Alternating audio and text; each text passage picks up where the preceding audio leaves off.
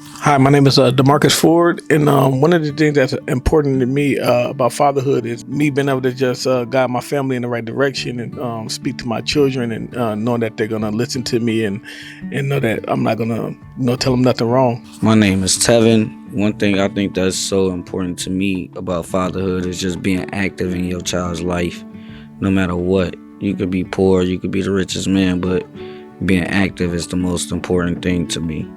My name's Ben. I think for me, it's listening. Listening is a really important thing for me. I have 3 boys, and so they want to talk all the time. So learning how to listen has taught me a lot.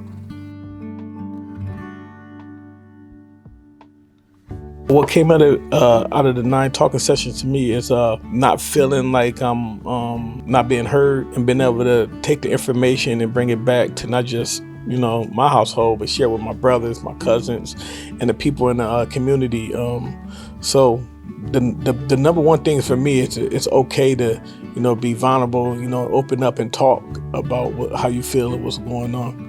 For me, it was being able to open up and being able to ask for help if you need it, because I really never liked that before. I ain't like to ask nobody for nothing. I could do it all on my own, I felt. So being able to come to somebody that I know is a man and being able to speak my opinion and not being judged about it is the whole thing I got up out of it. I work at the American Indian Family Center in the men's program, and so we do a lot of work with fathers and men, but specific to our community. And so participating in that circle was a really good life experience of seeing how it's not just in our community that fathers and men are having these struggles. To think that we're different, but when we sit in that room and talk, we've all been through very similar things, and so that was I think that was really important and powerful to see that we've got these same struggles, a lot of us. I was actually learning the whole time, and I think that's what we need more of, to be able to sit around men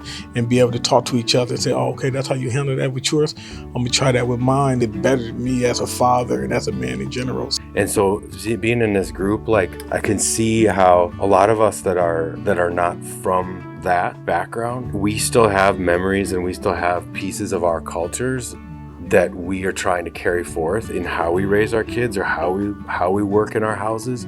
I picked up a lot of pieces from other guys who are living and trying to be dads and parent with values that are related to something other than this other culture that we have to constantly kind of dance back and forth between.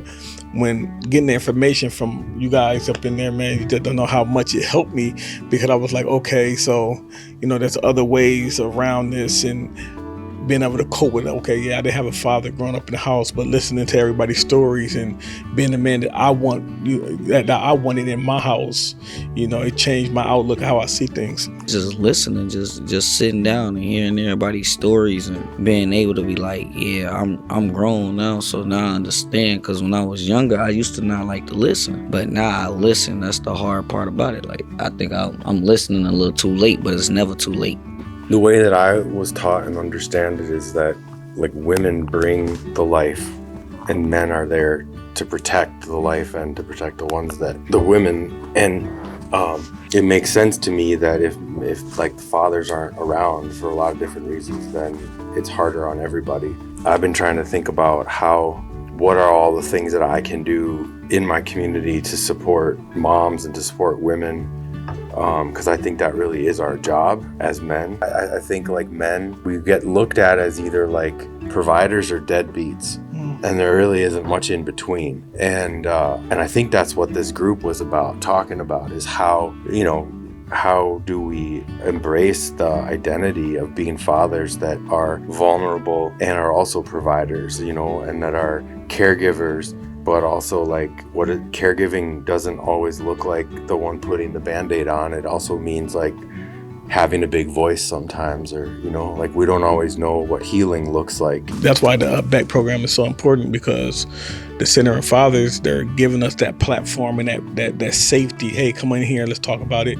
And then what we're doing is we're taking the information and bringing it out there. You know what I mean? So hearing your story, hearing his story, and the other brothers that were there, we can take that information out there and open up.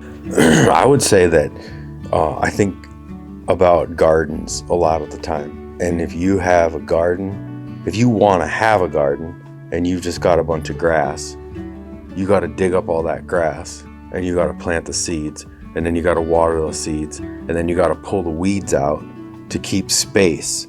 Basically what I'm saying is space. You got to make space for that garden. And I think so many of us are up to our necks in just trying to survive and just trying to live, that we might want to have these things. We might want to be around other men, but a lot of times when it comes down to it, we don't feel like we have the time or the capacity or the money to get there, or all of those pieces. But it's like that garden where you got to figure out how to get the space made so that stuff, that new stuff, can come in, and that's what I think this is about, is figuring out if you really want to be that person, if you want to be that better man, that better father, or just a father, and be helpful for your community, then it's like figuring out how to make space so that something new can grow. You could be the best person, but if you need some help or you need somebody to go to, you need just an ear to open up to, come here. This is where it's at. Come to Centering Fathers if you want to experience some type of new information for you can change and better yourself in your home and your community. Centering Fathers is the place to be vulnerable, to open up, to make changes. Centering Fathers is a place where you don't have to feel like you're on your own in whatever it is that you're facing.